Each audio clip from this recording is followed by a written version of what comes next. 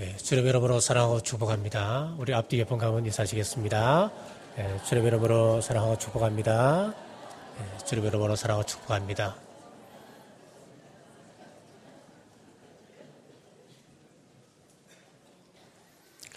시험을 대하는 자세라고 하는 제목으로 하나님의 말씀을 선포하겠습니다.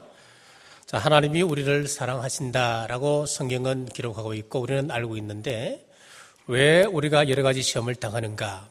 실패와 자녀 문제와 인간관계에서 오는 상처와 아픔들. 왜 우리에게 이런 시험이 닥칩니까? 성경은 인생이 환난과 시험을 당할 때에 그러한 시험들은 하나님께서 주신다. 하나님이 우리를 시험하신다라고 했습니다. 하나님께서 아브라함처럼 직접 시험하시기도 하고 마귀를 시켜서 욕과 같이 시험하는 경우도 있었습니다. 이 시험의 목적은 12절에서 좋은 것을 주시기 위함이었습니다. 그래서 이 시험을 통과한 사람들에게는 생명의 면류관을 우리에게 허락해 주신다. 여기까지가 지난주 말씀이었습니다. 그런데 오늘 읽었던 본문 말씀을 보면은 하나님은 아무도 시험하지 않는다. 우리가 시험을 당하면 하나님께서 나를 지금 시험하고 계신다. 그렇게 이야기하지 말라. 그렇게 말씀합니다. 그러면은 왜 여기서는 이렇게 이야기하시고 또 저기에서는 저렇게 말씀하시는가? 성경 말씀이 여기저기에서 충돌이 일어나는 것 같습니다. 그런데 오늘 말씀을 잘 보시면은 이것은 반대되는 말씀이 아니고 같은 말씀임을 알게 됩니다. 오늘 말씀을 통하여서 우리가 시험을 어떻게 대해야 하는지 시험을 대하는 자세에 대해서 살펴보겠습니다. 시험을 대하는 자세 첫 번째는 시험에 넘어지는 것은 욕심 때문임을 알고 속지 말아야 합니다. 14절 말씀 보시기 바랍니다. 오직 각 사람이 시험을 받는 것은 자기 욕심에 끌려 미혹 때문이니 그랬습니다. 욕심은 무서운 것입니다. 이 세상의 모든 사건, 사고를 정리해보면 거의 대부분은 욕심 때문에 벌어집니다. 더 가지기 위해서, 더 올라가기 위해서, 더 누리기 위해서 우리는 한없이 올라가려고 그럽니다. 그러다 보니까 부정한 길을 걷게 되고 결국은 파멸의 길에 빠지게 되는 것입니다. 이스라엘의 첫 번째 왕 사울왕을 보십시오. 그가 키도 장대하고 인물도 잘났고 아주 훌륭한 성품을 가졌던 사람이었습니다. 그러나 욕심 때문에 망해버립니다. 사무엘상 15장에 보면은 아말렉과의 전투가 벌어집니다. 전투를 준비하고 있는 사울왕에게 사무엘 선지자가 말씀하기를 아말렉을 도말하라 그럽니다. 완전히 멸해버리라 그렇게 말씀합니다. 그들을 도말할 이유는 분명합니다. 아말렉은 하나님의 구원받은 백성들이 출애굽을 하여 광야를 행진할 때에 그들을 방해했던 첫 번째 족속이요 그들을 죽였던 족속이 아말렉 족속이었습니다. 그 아말렉 족속을 향하여서 씨를 말려버려라. 그들을 대대로 내가 대적하리라. 사울 것이다 했습니다. 하나님의 백성들을 방해하고 신앙 생활하는데 앞을 가로막고 어려움을 주는 사람들 하나님께서 결코 침묵하지 않으십니다. 그렇기 때문에 성도를 미혹하는 사탄 마귀는 하나님께서 마지막 때에 그를 심판하시고 무지개 속에 집어던진다 성경은 약속하고 있습니다. 그러므로 우리 하나님의 사람들도 우리 성도들, 우리 교회 비방해서는 안 됩니다. 여러분들이 방해해서는 안 됩니다. 격려하고 지지하고 축복해야 합니다. 이것은 의도적으로라도 우리가 훈련해야 합니다. 신명기 25장 17절에서 19절에 보시면은 너희는 애굽에서 나오는 길에 아말렉이 내게 행한 일을 기억하라. 곧 그들이 너를 길에서 만나 내가 피곤할 때에 내 뒤에 떨어진 약한 자들을 쳤고 하나님을 두려워하지 아니하였느니라. 그러므로 내 하나님 여호와께서 내게 기업으로 주어 차지하게 하신 땅에서 내 하나님 여호와께서 사방에 있는 모든 적군으로부터 내게 안식을 주실 때에 너는 천하에서 아말렉에 대한 기억을 지어버리라. 너는 잊지 말지니라. 세계를 지배하고 있던 당시 애굽, 그 애굽에서 출애굽을 하였을 때에 주변에 있는 강대국들은 전부 다 하나님을 두려워했습니다. 하나님을 경외했습니다. 저들이 믿고 있는 하나님, 저들을 인도하시는 하나님은 능력의 하나님이다. 하나님을 경외하고 하나님을 두려워했는데 오늘 신명기 25장에 보면은 아말렉 족속만큼은 하나님을 두려워하지 아니하였느니라. 하나님을 경외치 아니하였다 그랬습니다. 자, 가축들이 그래서 도말하라 그러지요. 그런데 사울이 전쟁에서 승리한 이후에 아말렉 왕을 살려둡니다. 그리고 가축 가운데 충실한 것, 좋은 것들은 죽이지 않고 전리품으로 끌고 오는 거예요. 그래서 사무엘이 사울에게 왜 이것을 죽이지 않고 끌고 왔습니까? 이야기할 때에 하나님께 제사 드릴 제물입니다. 그렇게 이야기하는 거예요. 그때 사무엘상 15장 22절에서 23절에 사무엘이 뭐라고 말했습니까? 사무엘이 이르되 여호와께서 번제와 다른 제사를 그 목소리를 청종하는 것을 좋아하심같이 좋아하시겠나이까? 순종이 제사보다 낫고 듣는 것이 수양의 기름보다 나으니 이는 거역하는 것은 점치는 죄와 같고 완고한 것은 사신 우상에게 절하는 죄와 같음이라. 왕이 여호와의 말씀을 버렸으므로 여호와께서도 왕을 버려 왕이 되지 못하게 하셨나이다 하니 그랬습니다. 하나님께서 사울을 왕으로 세우신 것을 후회하고 계신다는 그 말이에요. 불순종함으로 사람과 짐승을 진멸하지 않았을 때에 그 후에 사울이 어떻게 되는 줄 아십니까? 사무엘하 1장에 보면은 블레셋과의 전투가 나오는데 그 전투에서 사울이 전사를 합니다. 자기가 부상을 입고 이제 자살을 하죠. 자살을 하고 난 다음에 그가 죽고 난 다음에 왕의 상징인 그 왕관을 블레셋 사람들이 벗기는 것이 아니었습니다. 그때 살려두었던 진멸하지 못했던 아말렉 사람이 사울 왕의 머리에서 왕관을 벗겨내는 거예요. 이것은 영적으로 상징적인 의미를 갖습니다. 기회가 있을 때 아말렉을 진멸하지 못하면은 결국 아말렉에게 왕권을 빼앗기고 만다라고 하는 의미가 있습니다. 이 아말렉은 사탄 마귀를 의미합니다. 우리가 이것을 남겨두는 한 우리는 하나님 나라 유업을 온전히 누릴 수가 없습니다. 자, 이렇게 욕심이 사울의 왕위를 버리게 만듭니다. 그 죄를 잉태하는 과정을 토마스 아퀴나스는 4단계로 이야기를 했습니다.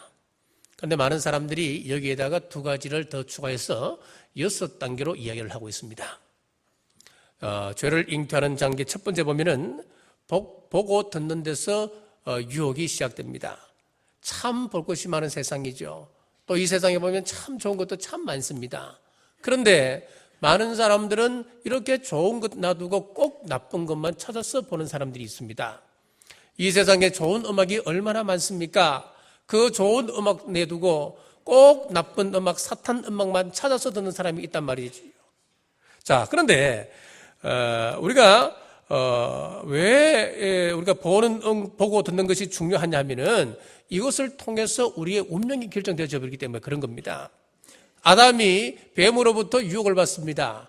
이 과실을 따먹으면 하나님처럼 될 것이다 라고 이야기했을 때에 그 소리를 듣고 그 실과를 바라볼 때에 정말로 먹음직스럽고 보암직스럽고 지혜롭게 할 만큼 탐스럽게 보이기 시작하는 겁니다.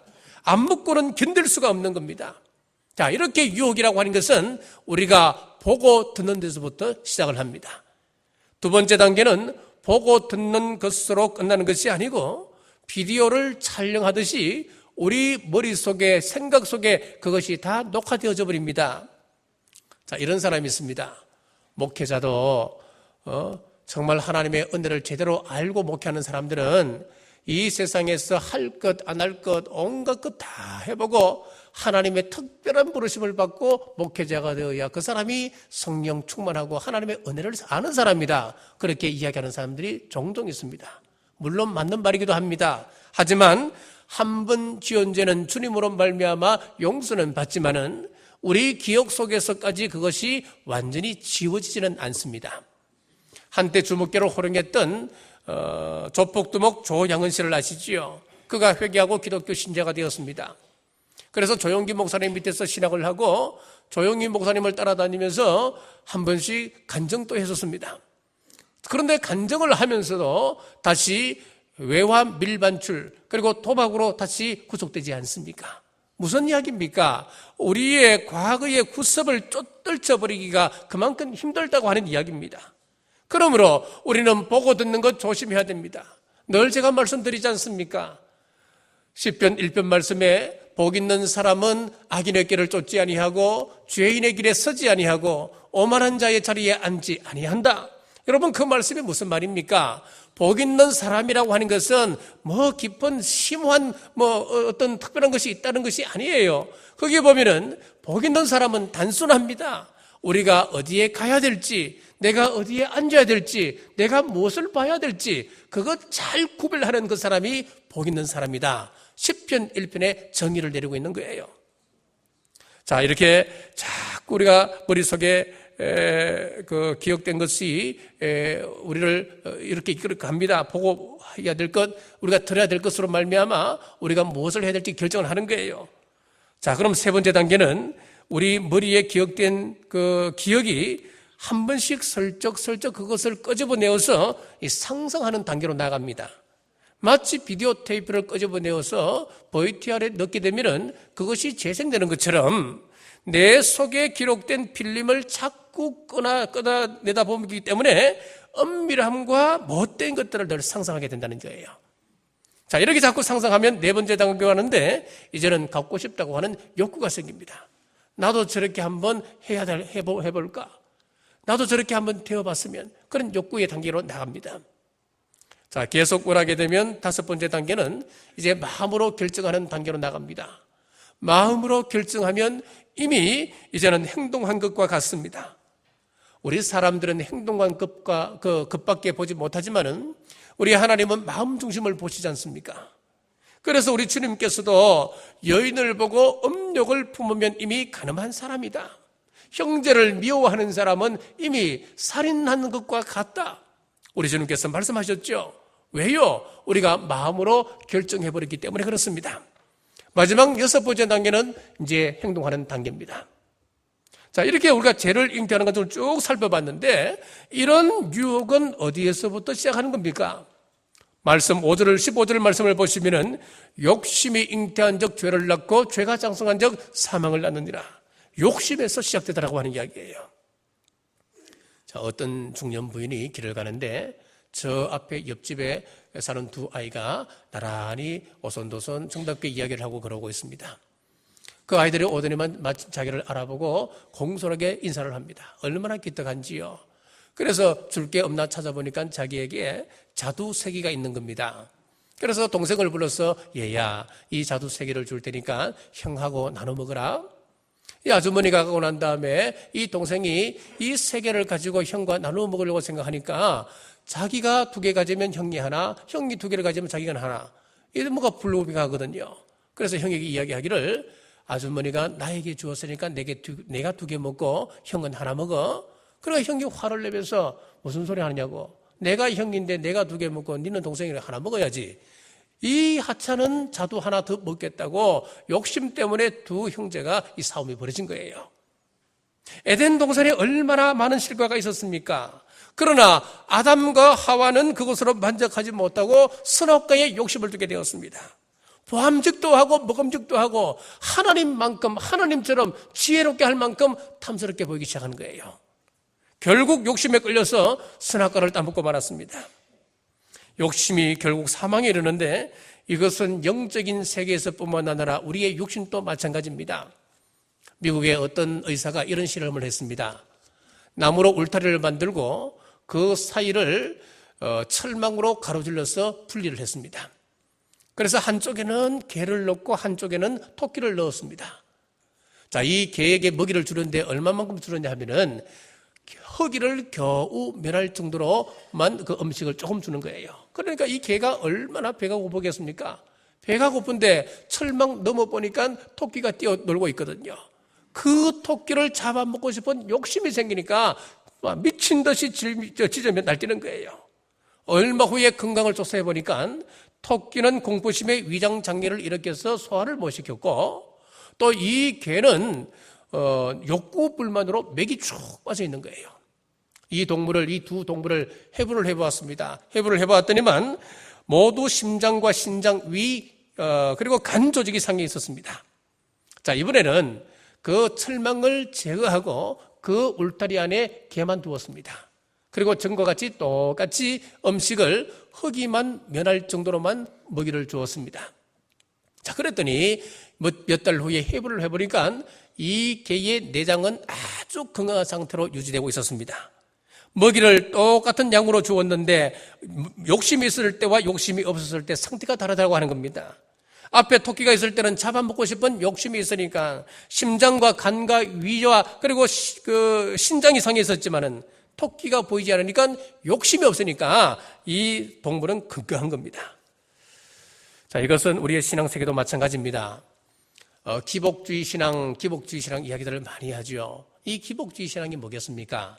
하나님의 욕구와 하나님의 뜻과 기대에는 안중에도 없고 복만 추구하는 것이 바로 기복주의입니다. 여러분, 이 기복주의 신앙이 왜 우리에게 생기겠습니까? 그것은 바로 욕심 때문에 생긴 건 아니겠습니까? 욥을 보십시오. 그가 많은 시험을 당합니다.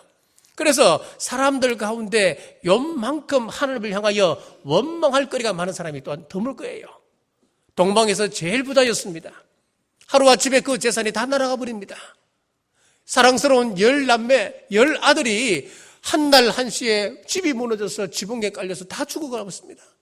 자신은 악창에 걸렸습니다. 아내는 욕하며 자신을 버립니다. 그럼에도 불구하고 욥이 하나님께 고백했던 내용, 욥기 1장 21절 말씀에 보면 이르되 내가 모태에서 알몸이 나오사온적 또한 알몸이 그리로 돌아가올지라 주신 이도 여호와시오 거두신 이도 여호와시오니 여호와의 이름이 찬송을 받으실지니이다 하고 욥은 자기가 이 모든 것의 주인이 아니라는 것을 깨달았습니다. 이 모든 것의 주인은 여호와 하나님이심을 저는 고백하고 있습니다. 욕심 없이 하나님 주신 것으로 만족으로 삼으니 시험에 빠질 이유가 없었던 것이에요. 그래서 사도 야고보는 오늘 본문 16절에서 이렇게 경고하고 있습니다. 내 사랑하는 형제들아 속지 말라 그랬습니다. 욕심으로 무엇을 얻고 욕심으로 무엇을 이룰 수 있다. 속지 마시는 여러분 되시길 주의 이름으로 축복합니다. 시험을 대하는 자세 두 번째는 우리가 시험에 넘어간 뒤에는 그 책임을 하나님께 돌리지 말아야 합니다. 13절 상반부에 보면은 사람이 시험을 받을 때에 내가 하나님께 시험을 받는다 하지 말지니 그랬습니다. 학교에서 중간고사나 기말고사를 치는 것은 학생들의 실력을 평가하기 위해서였습니다. 그런데 학생 가운데 시험을 치다가 부정행위를 하고 그저 이제 처벌을 받게 되는데 이 학생이 승복하지 못하고 어떻게 합니까? 내가 부정행위로 걸리게 된 것은 학교에서 시험을 쳤기 때문이다. 그러므로 시험을 치게 한 학교와 담임 선생님이 원인 제공자니까 그 사람에게 책임이 있다. 여러분 이렇게 이야기할 수 있습니까? 없는 거지요. 마찬가지로 하나님이 우리에게 시험을 허락하신 것은 우리를 복되게 하기 위함이었습니다. 시험을 통해서 우리를 옳다 인정하시고 생명의 면류관을 우리에게 허락하게 주시기 때문이다. 그래서 12절 말씀에 시험을 참는 자는 복이 있나니 이런 시련을 견뎌낸 자가 주께서 자기를 사랑하는 자들에게 약속하신 생명의 면류관을 얻을 것이기 때문이라 그랬습니다. 자, 그런데 내가 부족해서 시험에 빠지고는 하나님을 원망합니다. 자, 아담과 하와를 보십시오. 하나님께서 아담과 하와에게 말씀하셨습니다. 아담에게 말씀하셨습니다. 이 선악과를 먹는 날에는 너희가 정령 죽으리라 그랬습니다. 자, 그런데 하나님께서 이 경고의 말씀을 주신 이 경고의 말씀을 무시하고 선악과를 따먹었습니다. 그때 하나님께서 아담에게 아담아 너 왜 선악과를 따먹었느냐 그러니까 이 아담이 하나님께서 내게 짝지어 주신 그 여자가 먹으라 해서 내가 먹었습니다. 그렇게 변명을 하는 거예요. 여러분 만약에 이러지 아니하고 하나님 잘못했습니다. 제가 죽을 죄를 지었습니다. 하나님 용서해 주세요. 무릎 꿇고 하나님께 사죄했다면 회개했다면 사랑 많으신 우리 하나님께서 과연 이 아담을 에덴 동산에서 내쳤었겠습니까? 그렇지 않았을 거예요. 용서하시고 분명히 다른 길로 인도하셨을 거예요. 그런데 그 여자가 먹으라 해서 내가 먹었습니다. 여러분 그 말은 무슨 말입니까? 아버지 하나님께서 이 에덴 동산에 나 혼자 살도록 내버려 두시지 왜 저 여자를 만들어 주셔서 제가 유혹에 빠지도록 했습니까? 내 뼈 중에 뼈요 살 중에 살이로다 고백했을 때는 언제고, 하나님께서 왜 저 여자를 만들어 주셔서 내가 유혹 가운데 빠지도록 하셨습니까? 모든 원망을 하나님께 돌리고 있는 거예요. 하와에게 물었습니다. 하와야, 너는 왜 먹었느냐? 하나님께서 만들어주신 저 뱀의 꼬임으로 말미암아 내가 먹었나이다. 물론 하나님께서 만들어주신 말은 없습니다만은 정황상 보면 그렇습니다. 왜 에덴 동산에 뱀처럼 간교한 짐승을 만들었습니까? 하나님께서 저 간교한 짐승을 만들지 않았다면 제가 뱀에게 왜 꼬임을 받았겠습니까? 하나님 왜 만드셨습니까? 뱀을 만드신 하나님을 원망하는 거예요. 자, 그러니까 이 아담과 하와를 보면은 모든 책임을 하나님께 돌리고 있는 거예요. 결국 이렇게 원망하다가 그들은 에덴 동산에서 쫓겨나는 벌을 받는 겁니다. 다윗을 보십시오. 다윗은 달랐습니다. 다윗도 엄청난 큰 죄를 저질렀습니다. 우리아의 아내 바세바를 범했습니다. 자신의 범죄를 덮기 위해서 충신 그 우리아를 최전방에 보내어서 죽게 만들어버립니다. 하나님께서 나단 선지자를 보내어서 그의 죄를 질책하지요. 그때 다윗이 그 옆에 내가 정숙치 못하게 그 시간에 밖에서 옷을 벗고 목욕을 하다니 그것 보고 어느 남자가 유혹을 당하지 않겠냐고 그렇게 이야기하던가요? 그렇지 않았습니다. 그런 상황에 안 넘어갈 남자 있으면 나오라고 그래. 상대가 작심하고 달라드는데 선지자 당신 같으면 안 넘어갈 자신이냐고. 우리 나약한 인간의 본성 탓으로 돌리거나 하나님은 시간을 주장하시죠. 인간의 생사 화복을 다 섭리하시죠. 그런 하나님께서 왜 하필 그 시간에 낮잠 자게 하시고 그 시간에 마침 깨게 하셔서 또 마침 왕궁기로 저를 걷게 하셨습니까? 자, 그렇게 하나님 탓으로 돌리지 않는 거예요. 한마디도 변명하지 않습니다. 하나님 앞에 무릎 꿇고 통곡하며 철저하게 회개하지 않습니까? 하나님, 제가 몹쓸 놈입니다. 제가 죄인입니다. 죽을 죄를 지었습니다. 저를 불쌍히 여기시고 용서해 주옵소서. 겸손하게 인정하고 회개할 때에 하나님께서는 다윗의 왕국을 굳건히 세우셨습니다. 그리고 다윗을 이스라엘 역사상 가장 위대한 왕으로 하나님 세우셨습니다. 사랑하는 성도 여러분, 우리가 살아가다 보면은 우리가 부족함으로 말미암아서 나의 연약하고 나의 못난 모습으로 말미암아 시험에 빠질 때가 참 많습니다. 그때 다윗처럼 하나님, 제가 잘못했습니다. 저를 용서해 주옵소서. 모든 것을 하나님 나의 탓으로 돌리고 하나님 앞에 회개하면 사랑이 많으신 우리 하나님께서 동리서에서 먼 것처럼 우리의 죄가를 옮겨주실 줄 믿으시기를 바랍니다. 이렇게 우리가 시험에 빠질 때에 하나님을 원망하지 않아야 될 이유에 대해서 13절 하반부에 이렇게 말씀합니다. 하나님은 악에게 시험을 받지도 아니하시고 친히 아무도 시험하지 아니하시느니라. 본질적으로 우리 하나님은 선 그 자체입니다. 그래서 하나님은 사람들이 악에 빠지도록 꼼수를 쓰시거나 아니면 함정을 만들어 놓고 사람들이 빠지도록 기다리시는 그런 하나님이 아니시는 이야기예요. 하나님은 악이 티끌도 없습니다. 개입될 수도 없습니다. 따라서 하나님은 악에게 시험을 받지도 않으시는 분입니다. 우리를 향한 하나님의 뜻은 언제나 선하시고 언제나 우리를 가장 좋은 곳으로 인도하시는 하나님이십니다. 자, 하나님께서 우리를 가장 좋은 곳으로 인도하시는 하나님이라 그랬는데, 그런데 우리가 삶의 좁은 골짜기를 통과할 때 보면은 항상 어려움을 겪습니다. 질고를 당합니다. 여러 가지 사건 사고를 만납니다. 그때 하나님, 왜 나에게 이런 어려움을 주십니까? 원망을 하긴 하죠. 그것은 우리가 지혜가 부족해서 하나님의 섭리를 깨닫지 못하기 때문에 그렇습니다. 그래서 사도 야고보는 5절 말씀해 보니까 너희 중에 누구든지 지혜가 부족하거든 모든 사람에게 후히 주시고 꾸짖지 아니하시는 하나님께 구하라. 그러면 주시리라 그랬습니다. 하나님께 지혜를 구하라 그랬습니다. 우리의 지혜는 한계가 있잖아요. 우리가 다 이 세상 모든 것을 안다고 누가 이야기할 수 있습니까? 나에게 오는 그 환난이 나에게 복이 될지 여러분 어떻게 알 수 있습니까? 모르잖아요. 우리는 지혜가 한계가 있는 거예요. 하나님 주신 지혜로 우리는 그 모든 것을 해석하고 그 모든 것을 바라볼 수 있어야 된다는 거예요. 그래서 우리 성경의 역사를 쭉 보고 성경의 믿음의 인물들을 쭉 살펴보면은 단 한 명도 고난 없이 된 사람은 없는 거예요. 아브라함을 보십시오. 아브라함은 100세 때 낳았던 이삭을 하나님께 바치라고 하는 그 시험을 통과한 이후에 믿음의 조상이 되는 큰 복을 받지 않습니까?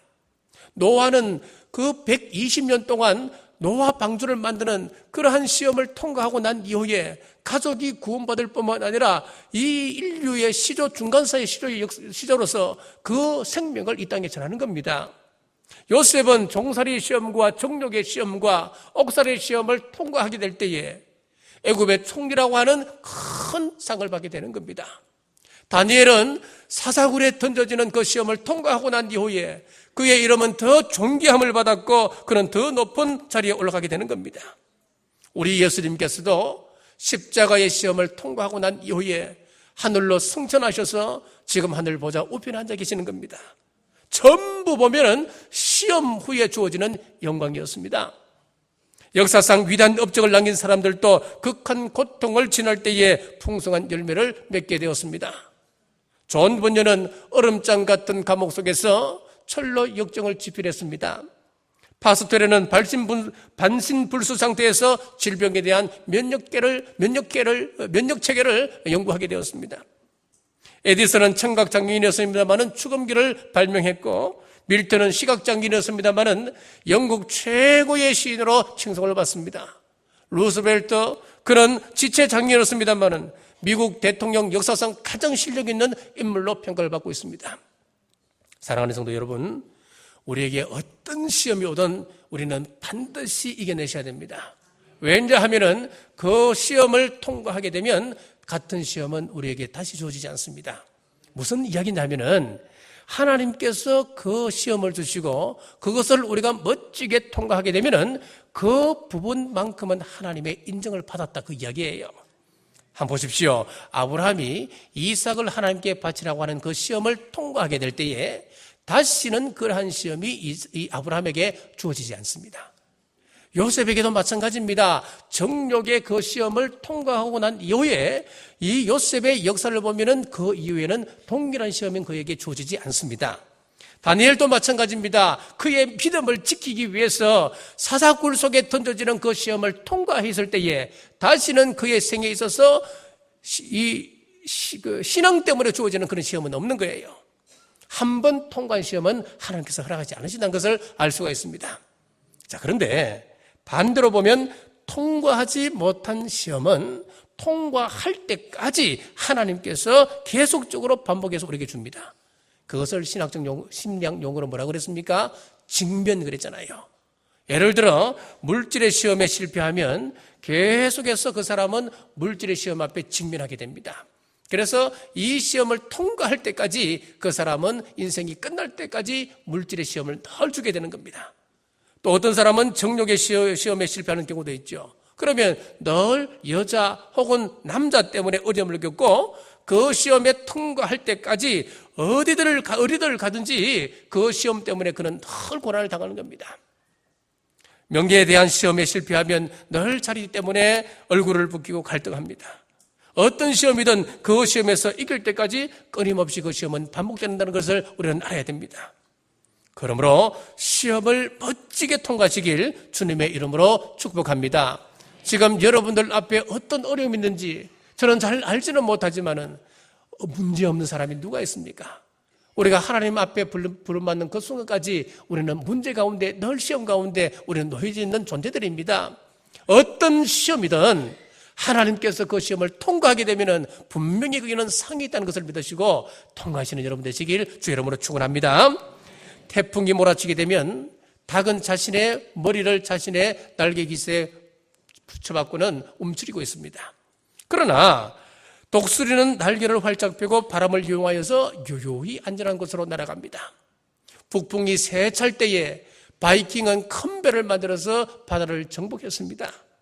세상에서 가장 어리석은 사람들은 시험을 하나님의 저주로 여기고 움츠려드는 사람입니다. 사랑하는 성도 여러분, 시험이 올 때 가슴을 펴십시오.